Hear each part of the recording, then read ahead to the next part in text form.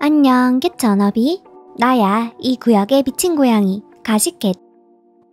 워너비들, 재작년 할리우드를 가장 화끈하게 달군 삼각 스캔들 다들 기억하지? 탑건의 흑맨, 글렌 파월과 유포리아의 시드니 스위니 둘이 애니원 버듀를 찍으면서 그야말로 미친 케미를 뿜어냈잖아. 결국 글렌의 당시 여자친구였던 모델 지지 페리스랑 파혼설까지 돌았었는데 그동안 아무 말 없던 지지 페리스가 무려 2년 만에 입을 열었어.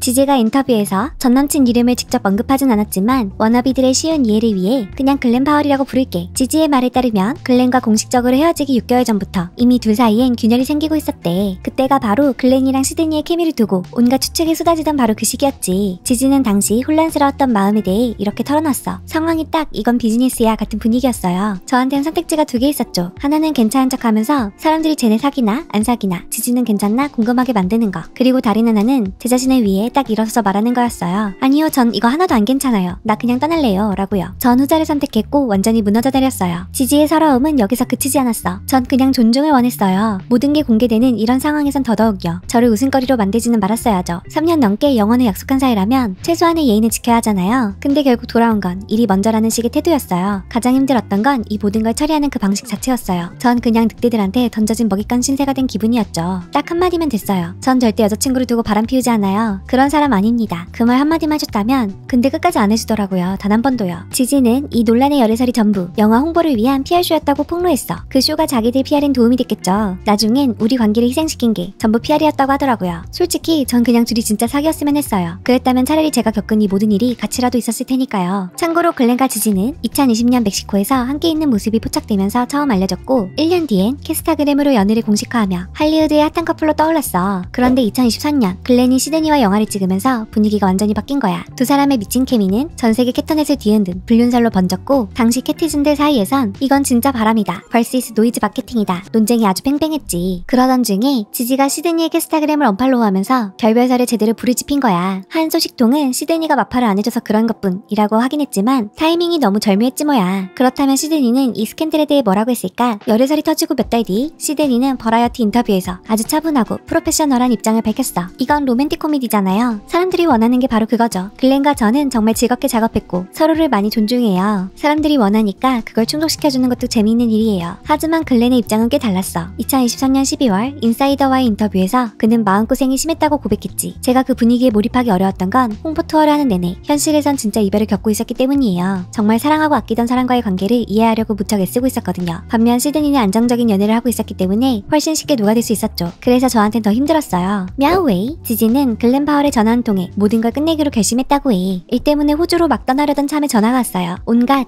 같은 얘기들이 인터넷에 퍼지고 있을 때였죠. 글렌이 그러는 거예요. 제작진이랑 얘기해봤는데 네가 여기 오는 건 별로인 것 같아. 그 말을 듣자마자 전화를 끊어버렸어요. 그리고 속으로 생각했죠. 아이 개...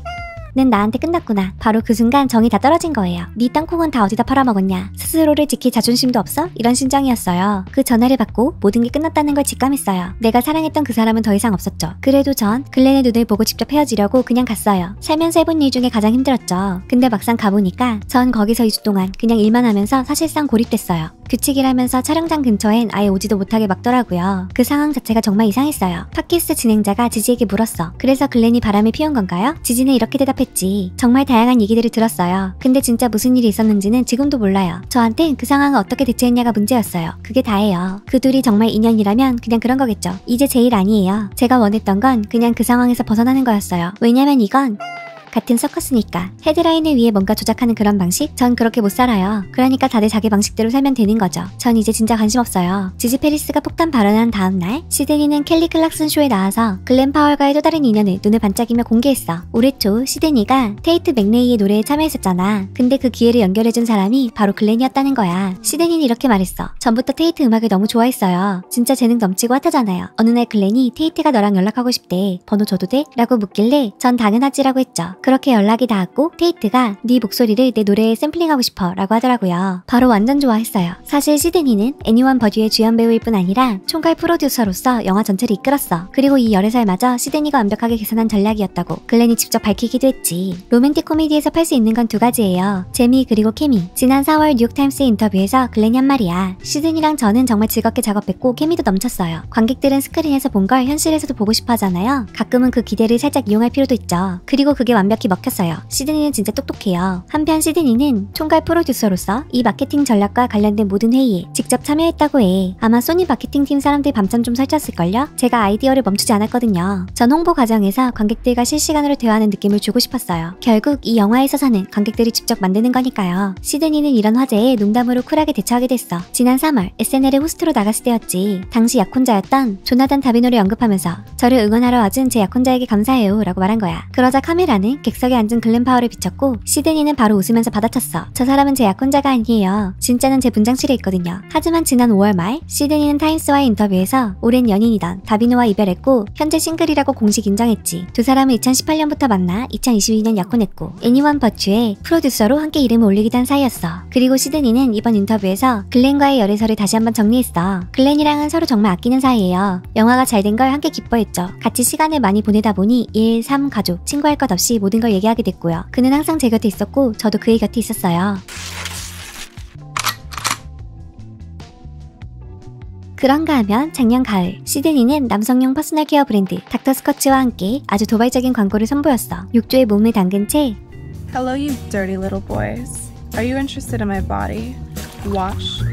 유혹하는 짧은 그 영상, 이게 바로 시드니 욕조물 밈의 시작이었지. 일부 캐티즌들은 진짜 시드니의 욕조물을 달라며 댓글창을 불태웠어. 시드니는 GQ 인터뷰에서 이렇게 말했지. 욕조물에 그런 야한 의미가 있는 줄은 몰랐어요. 댓글들을 보기 전까지는요. 그리고 결국 팬들의 상상을 현실로 만들어주기로 결심했대. 지난 6월 초 시드니는 캐스타그램에 깜짝 발표를 올렸어. 광고 이후 제 욕조물 얘기를 계속하시길래 제가 보관해뒀죠. 자, 소개합니다. 시드니의 욕조물 블리스. 제 진짜 욕조물로 만든 한정판 비누예요. 이 비누엔 소나무 껍질 추출물, 모래, 그리고 진짜 시드니가 쓴 욕조물 몇 방울이 들어갔다고 해. 참고로 이 브랜드는 예전에 닉캐넌이 자기 자식 12명을 낳은 걸 농담으로 써먹은 광고로도 유명했어. 닉캐넌의 막장 심즈 족보는 이 영상을 참고해줘. GQ에 따르면 이 제품은 시드니의 고향인 퍼시픽 노스웨스트를 향한 오마주이자 자신을 둘러싼 밈과 과도한 관심에 대한 장난기 넘치는 셀프 패러디라고 해. 비누 홍보 이미지엔 다양한 팬 댓글이 달렸어. 시드니 사랑하는데 이건 좀 아니야. 이게 진짜라고? 말도 안 돼. 같은 반응도 있었고 감사, 전 100개 살게요. 이거 먹어도 되는 거죠? 같은 드립도 넘쳐났지. 한편 차기작 에코밸리 시사회에서 한 리포터가 당신 비누 덕분에 남자들이 샤워 좀 하는 것 같아요 라고 하자 시드니는 솔직히 맞는 말이죠 라며 웃어넘겼고 콜라보에 대한 의견이 엇갈린다는 바엔 사람들이 이걸로 자기들끼리 떠드는 걸 보는 게 더 재밌어요 라며 여유있게 받아쳤어. 이렇게 대중의 반응을 유쾌하게 넘기던 시드니도 지난해엔 꽤 거센 공격을 받았어. 할리우드의 한 여성 제작자가 시드니의 외모와 연기력을 대놓고 깎아내리는 공개 망신해준 거지. 2024년 4월 뉴욕의 한 행사장에서였어. 신부의 아버지 데드 링거스 등을 만든 베테랑 제작자 캐롤 바움이 뉴욕타임스 평론가와의 대화 중에 시드니를 향해 이렇게 말한 거야. 예쁘지도 않고 연기도 못한다. 심지어 시드니가 나온 로코 애니원 버튜에 대해서도 도저히 볼 수 없는 영화라고 평했지. 이 발언은 본인의 1988년작 데드 링거스 상영이 끝나고 관객과의 대화에서 나왔다고 해. 요즘 다들 시드니를 좋아하는데 전 도저히 이해가 안 가요. 심지어 자기가 교수로 있는 USC 영화과 학생들한테도 이렇게 물었대. 얘가 왜 뜨는지 설명 좀 해봐요. 예쁘지도 않고 연기도 못하는데 왜 이렇게 인기인 거죠? 학생들은 딱히 대답을 못했고 그중 한 명이 그래도 시드니 덕분에 영화를 만들 수 있다면 하시겠어요? 라고 묻자 바움은 이렇게 답했다고 해. 그건 어려운 질문이네요. 영화 제작 기회를 누가 마다하겠어요. 우린 영화를 만들어야 하니까요. 이 발언이 퍼지자마자 시드니 측은 즉각 반박했어. 대변인은 다른 여성을 공격하는 방식은 부끄럽다고 지적했고 캐티즌들도 내면화된 여성 혐오라고 비판했지. 당시 시드니 측의 공식 입장은 이랬어. 수십 년 경력을 쌓은 여성이 자신의 전문성을 나누는 대신 다른 여성을 공격하는 길을 택했다는 게 참 안타깝습니다. 만약 그게 학생들에게 전하고 싶은 메시지라면 정말 부끄러운 일이죠. 그리고 1년이 지난 지금 더 타임스와의 인터뷰에서 시드니가 말했어. 저를 가장 힘들게 하는 건 여자들이에요. 이름을 직접 언급하진 않았지만 많은 기사에선 이 발언이 캐롤 바움을 겨냥한 것 같다고 해석했지. 시드니는 자신의 역할을 사람들이 자꾸 가소평가한다고 토로했어. 저는 모든 회의에 참석하고 모든 결정에 참여하고 싶어요. 진지한 프로듀서로 인정받고 싶어서 직설적으로 말하게 됐죠. 그리고 다시 한번 강조했어. 솔직히 절 가장 힘들게 하는 건 여성들이에요. 스캔들도 욕조물도 모두 자기만의 방식으로 재해석해버리는 요즘 할리우드의 대표 고양이 시드니. 워너비들은 어떻게 생각해? 엑소엑소 가시켓.